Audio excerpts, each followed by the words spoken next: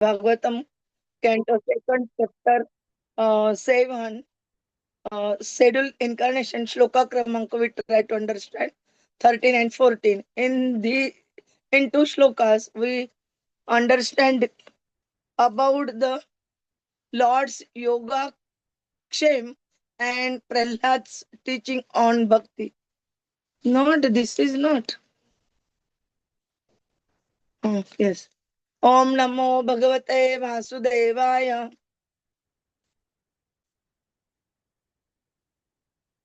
Om Namo Bhagavate Vasudevaya. Om Namo Bhagavate Vasudevaya. Om Namo Bhagavate Vasudevaya. Narayanam Narayana Namaskritya Namaskrityam Naram Naram Chaiva Chaiva Narottamam Narottamam Devim Devim Saraswatim Saraswatim Vyasam Vyasam Tato Tatajayam Udirat Jayamudire Nashtaprayeshu Nastaprai Bhadreshu Svabhadreshu Nityam Nityam Bhagavata Bhagavata Sevaya Seva Bhagavati Bhagavati Yuktam Uttama Shloke Shloke Bhakti Bhaktir Bhati Bhakti Naistiki. Nashtiki. Hare Krishna Shlok Kshirodat Kshira Udadhau Amara Danava Yuthapanam Kshira Udadhau Amaradana Yutapanam Unman Tam Amruta Labdaya Adideva Unmathana Tam Amrutalabdhaya Adidevaha Prushtena Kachapa Vapu Vidadhara Gotram Prushten Kachapa Vapuhu Vidadhara Gotram Nidrakshana Adriparivarta Kashana Kanduhu निद्राक्षण अद्रिपरिवर्त कषाण कंडु Traipishta Urubhaya Sahanrusiha Rupam त्रैपिष्टप उरुभयः स नृसिंह रूपम् Krutva Brahmata Bhrukuti Danshakaraala Vaktram कृत्वा भ्रमत भ्रुकुटी द्रष्टक्ररालवक्त्रम् Daitya Indram Ashu Gadaya Avipantam Arata दैत्य इन्द्रमाशु गदयाभिपतन्तम् आरात्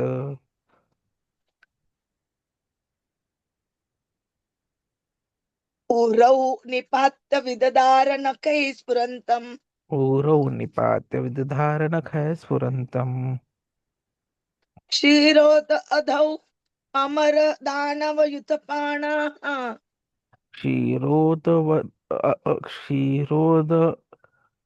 अधौ Udau Amara क्षीरोद उधौ Amardan Va युथपान Yutapana Unmanthana Tam Amruta Labdaya Adideva उन्मत्थनाताम् अमृतलब्धया आदिदेवः Prushtena Kachapavapu Vidadhara Gotram पृष्ठेन कच्छपवपुविदधार गोत्रम् Nidrakshana Adriparivarta Kashana Kanduhu निद्राक्षन अद्रिपरिवर्तन कषाण कंदुः Traipishta Urubhaya San Nusya Rupam त्रैपिष्टप उरुभयः स नृसिंह रूपम् Krutva Brahmata Bhrukuti Dantra Karala Vaktram कृत्वा भ्रमत भ्रुकुटिदंष्ट्रकरालवक्त्रम् Daitya Indram Ashu Gadaya Avipantatam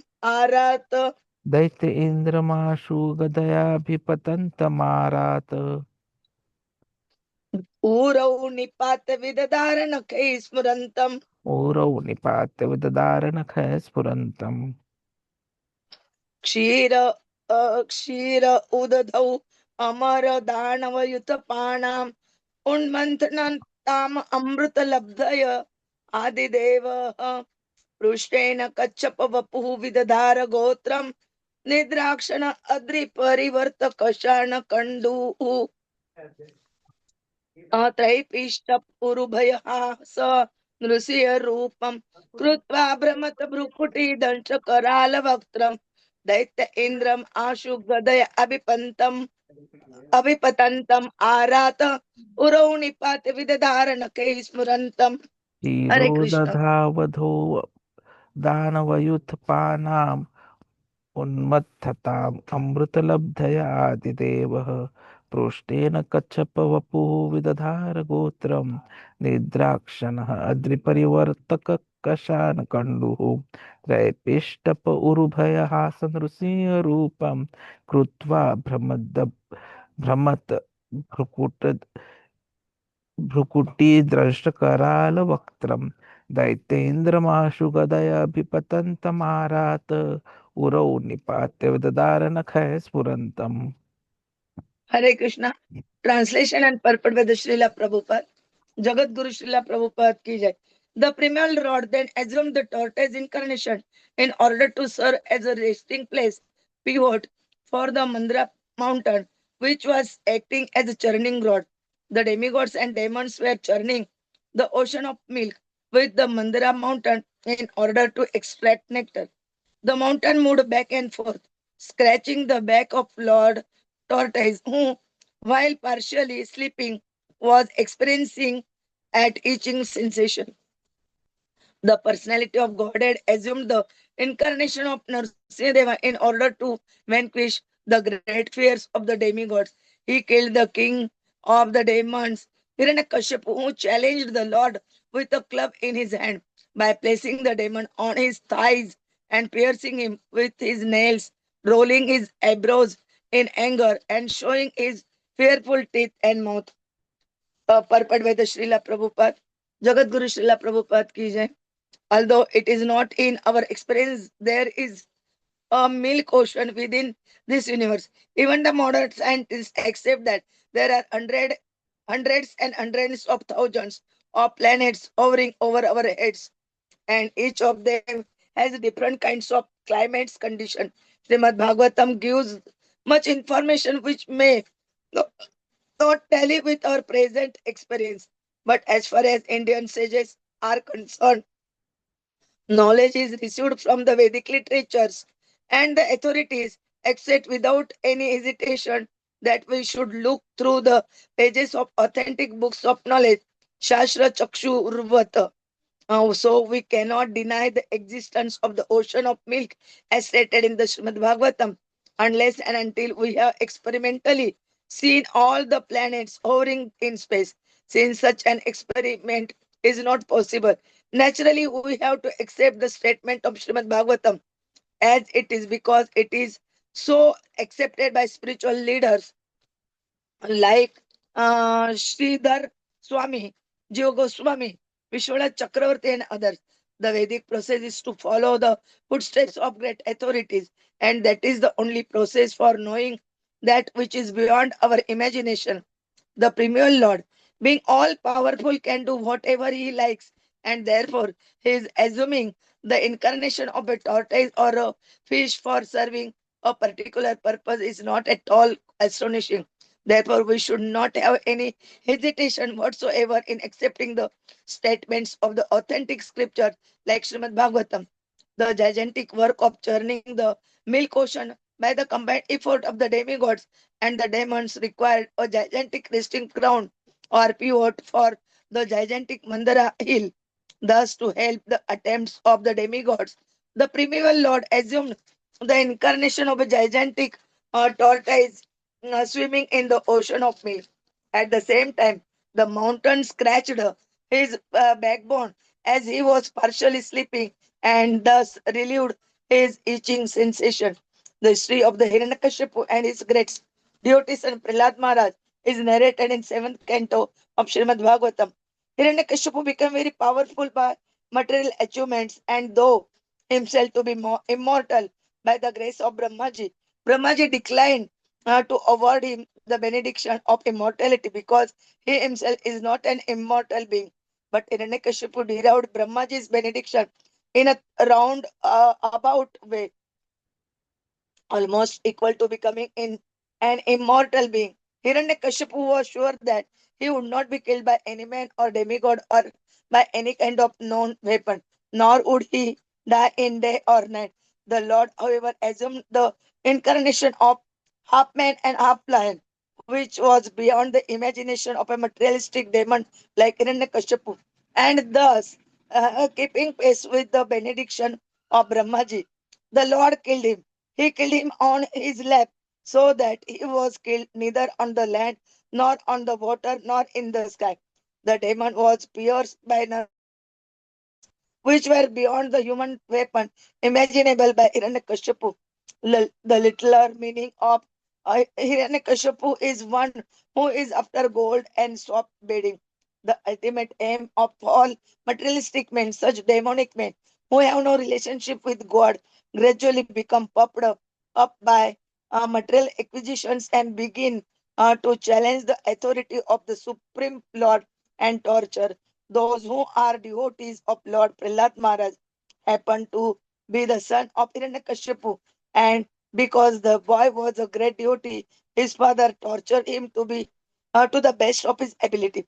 In this extreme situation, the Lord assumed the incarnation of Narsimha Deva, and just to finish the enemy of the demigods, the Lord killed Hiranyakashipu in a manner beyond the demon's imagination. Materialistic plans and acquisitions are always frustrated by the all-powerful Lord. Om Ajnanatirmirandasya Jnananjana Shalakaya Chakshurunmilitam Ena Tasmai Sri Gurave Namah Sri Chaitanya Manobishtam Sthapitam Ena Bhutale Swayam Rupa Kadamayam Dadati Swapadantikam Vandeham Sri Guroho Sri Tapadakamalam Sri Gurun Vaishnavancha Sri Rupam Sagrajatam Sagana Raghunathan Vitam Tam Sajivam Sadvaitam Savadutam Parijana Saitam Krishna Chaitanya Devam Sri Radha Krishna Padan Sagana Lalita Sri Vishakhanvitancha Namo Om Vishnu Padaya Krishna Preshtaya Bhutale Srimate Bhakti Vedanta Swaminiti Namine Namaste Saraswate Deve Gauravani Pracharine Nirvishesha Shunyavadi Paschata Desha Tarine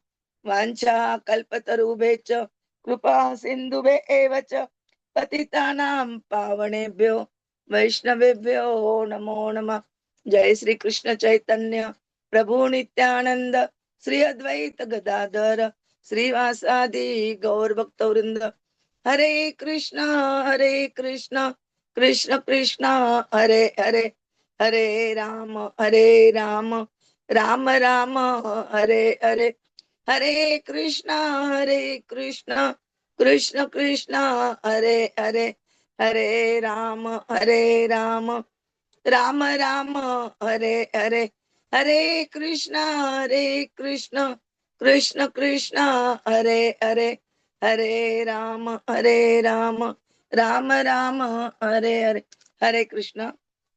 Today we continue Śrīmad-Bhāgavatam, Canto 2nd, Chapter 7, Schedule Incarnation, and Shlok. We try to understand Shlok Kramanka 13 and 14. In the 13th Shloka, they describe about the incarnation of the Supreme Personality of Godhead as tortoise incarnation. And in 14th Shloka, they describe about the incarnation of the Narsimha, Bhagwan. He is coming in half man and half um, lion, like that. And they're describing about the importance of and in activities of the Hiranyakashipu's and the Prahlāda Maharaj story that is described in the 7th canto. When we reach there, then we try to understand in detail. Here in they shortly describe. Prabhuji will tell us it nicely. Hare Krishna. Hare Krishna, Hare Krishna, Krishna Krishna, Hare Hare, Hare Ram, Hare Ram, Ram Ram, Hare Hare. So thank you very much, Mataji, for a wonderful summarization and an introduction wherein we see that these two verses Brahmaji is describing two profound themes actually. First is the descent as Karma Avtara during the Samudra Manthan or the churning of the milk ocean, wherein the quality that gets most reflected is his supreme protection and sovereignty. And then Krishna again continues to show his protection of his devotee Prahlāda Maharaj by appearing as Narsihadev and the lessons on pure devotion that Prahlāda teaches. So together, what we are seeing is that the shlokas are revealing Lord's compassion, the philosophy of bhakti, and how devotees should live free from duality, depending fully on the Lord, because that is the essence of Bhagavad Gita. Sarvadharman parityajya mamekam sharanam vraja. So that sharanam, dependence fully on Krishna, is something which comes out when we understand these two shlokas in detail. So coming to the Kūrma avatar of the Lord, what we need to understand is that we should be accepting the authority of Shastras. So it's not that this episode that we are talking about is some mythology or someone's imagination. It's a part of history. Śrīmad-Bhāgavatam is actually his story, that is Krishna's story. And whenever a story is about someone, automatically everyone who is related to him or her is also part of that story. And that is what we see in Śrīmad-Bhāgavatam. So here, Bhagavatam is speaking of the milk ocean.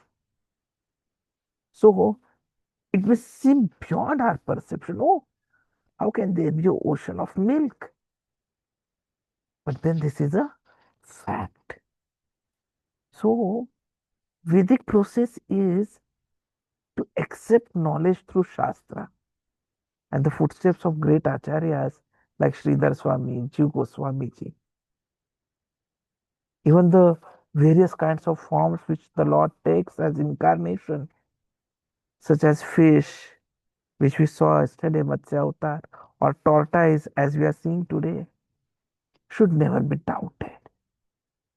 He is omnipotent. So, coming to the Kūrma's pastimes, we know that the demigods and the demons, they are always fighting with each other. The demons always oppose the demigods, and the demigods, they always are opposite to the demigods. The difference being very simple, that the demigods follow the instructions of Krishna, while the demons, they want to lord it over the material nature, do not follow the instructions of Krishna. But then the whole world was in a situation where it was decided and recommended that these fights continue. But then the ocean is having so much of treasure that it can be brought out and it can be distributed amongst the two. But then neither the demigods alone nor the demons alone could do it. Hence, it was decided that they will jointly do it. Now that the churning in the ocean was to be done, it required a big thing, and that is why Mandara Hill was selected. So, when this Mandara Hill is supposed to be used to churn, there has to be a pivot which can hold the mountain properly. And that is why Krishna took the form of a Matsya, of the Kūrma, that is a giant tortoise. It is said that he was 800 miles wide, 800,000 miles wide, that is 8 lakh miles wide. And he held the mountain on his back. And as the mountain rotated, it scratched his body, which the Lord accepted with pleasure. Now, here also, if you see in this story, we see the Devasura mentality, wherein the demons insisted on the dangerous side of Vasuki, because they thought that capturing the tail would look like subduement. So in modern times, similarly, The demons reject the cow protection and milk while promoting beef as nutritious. The dangerous side. One might be highly educated, but if there is no education about God, no understanding of what God is, then he is a mudha. He is a demon. Krishna tells this to Arjuna in the 15th shloka of the 7th chapter. Tamam dushkritno mudha prapadyante naradhama maya pavrita jnana asuram bhavam ashritaha. That those miscreants who are grossly foolish, who are lowest among mankind, whose knowledge is stolen by illusion, and who partake of a cystic nature of demons do not surrender unto. So there are always going to be hindrances, and whenever there are hindrances, there's divine protection. But obstacles and their removal are by the will of Lord. Devotees accept hindrances as benediction. Tatte anukampansu samakshimana. While demons think them to be accidents. The Lord carries his devotees Yoga-kṣema. Yoga means he makes Krishna conscious accessible, and Kshema, he protects the devotee from falling down. And devotees absorbed in the Navvidha Bhakti, they are never lost. They return to him without fear. And that is what this episode of Prahlāda Maharaj makes us understand. His father Hiranyakashipu was very, very strong demon. Hiranyakashipu means one who runs after gold and soft beds. So he symbolizes materialists who reject God and oppress devotees. And there, his own son Prahlāda, he was being tortured by the father. Now Hiranyakashipu, as you all know, had received a boon from Brahmaji. After his brother Hiranyaksha was killed by again Krishna, and he took the boar, the form incarnation of the boar. So Hiranyakashipu did a lot of penance. And a situation came wherein Brahmaji had to accept his service and give him a boon. So Hiranyakashipu asked for immortality, and Brahmaji said, when I myself am not immortal, how can I make you immortal? So Hiranyakashipu played with words. He asked a benediction that he should not be killed by a man or an animal, by any kind of a known weapon, neither in day nor at night, neither on ground nor in air, neither inside house nor outside house. So he did all the permutation combinations. And Brahmaji said, Tathastu. Now Brahmaji always puts everyone in trouble because of his boon giving activity. So immediately Hiranyakashipu, he thought that now there is no chance I can be killed, and he started everyone who were devotees of Krishna. And it happened that his own son became one of the best devotees. And it troubled him as well. But then Lord appeared as Narsimha to protect Prahlāda. So godless plans are always frustrated before the all-powerful Lord. Prahlāda Maharaj never accepted the discrimination between friend and an enemy. He was equal to all. To his father, he said, one who lives in false duality, this is mine, that is enemies. Such persons should renounce household attachments and go to the forest to worship the Lord. Because the moment there is an attachment, there is a danger associated with the material attachment. Those engrossed in family attachment, grahavrataha, cannot understand Krishna. They remain busy chewing the chewed, entangled in repeated enjoyment and frustration. The real progress only comes through association with the Mahatmas. Hiranyakashipu was angered by all these things. He troubled whatever way he could Prahlad Maharaj, threw him from cliff of the hill, tried to trample him with mad elephants, put him in a pit and a well full of snakes, asked his sister Holika to burn him out.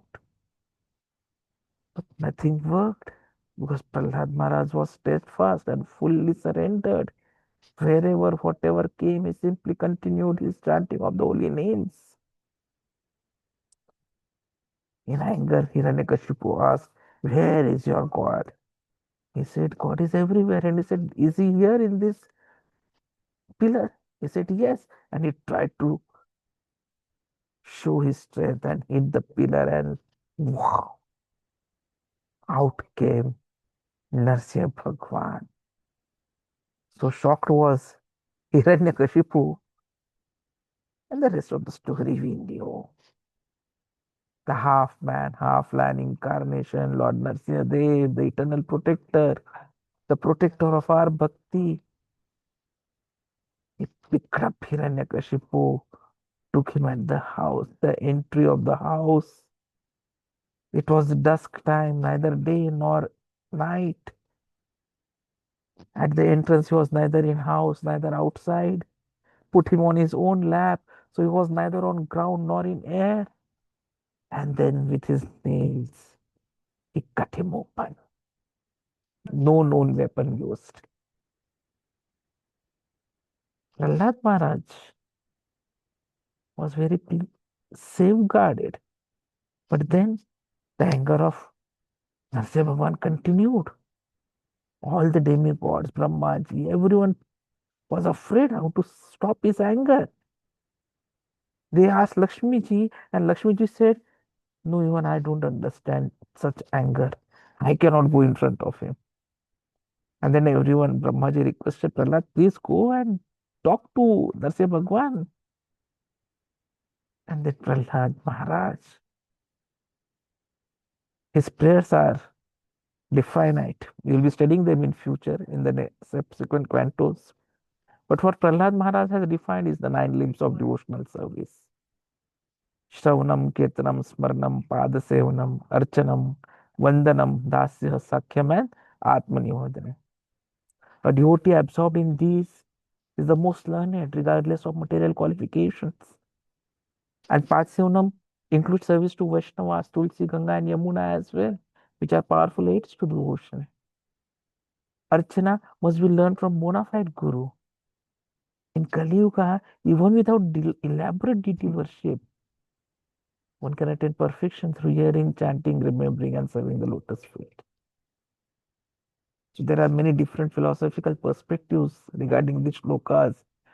Different schools look at the Lord differently. Vedantis look at Brahman, Sikhs look at Dharma, Sankhyas look at the transcendental person beyond Prakriti and Purush. Panchatatrikas, they look at Lord with 9 potencies. Patanjalis, they look at independent supreme person without equal. But the practical application says we have to reject false renunciation. Everything is Krishna's energy. Use it in his service. Yukta Vairagya. See all as God's arrangement. Do not blame others for suffering. Understand them as small doses of mercy. Live simply, think highly. Like the 6 Goswamis. Reduce material wants and dedicated life to service. Have spiritual responsibility and grace the life. If lived rightly, it is great responsibility. And later, one should gradually embrace Vanaprastha more. Guard against greed because it destroys spiritual strength, austerity, and knowledge. And true happiness is within experiences, effortless joy, which a devotee gets, unlike the materialist endlessly chanting wealth. There are so many illustrations and anecdotes of devotees, like the mental worshipper of sweet rice, the Brahmana devotee. He burned his finger while tasting the sweet rice and was taken to Vaikuntha, showing the quality of real inner devotion. Bhakti Charu Swami, His Holiness Bhakti Charu Swami, His Holiness Gaur Govind Swami, His Holiness Radhanath Swami Maharaj, His Holiness Gopal Krishna Goswami Maharaj. They are all great devotees, surrendered fully to Srila Prabhupada and achieving true success, in contrast to the false success of material knowledge. So, to conclude, these shlokas are demonstrating the Lord's active protection and devotee's ideal mood. As Kurma, he supported the universe. As Narsiya, he protected Prahlāda. And Prahlāda Maharaj teaches us to reject duality, avoid Grihavrata mentality, embrace the 9 processes of bhakti. The Lord definitely carries a devotee's Yoga-kṣema, ensuring that nothing can hinder the one who is surrendered to him.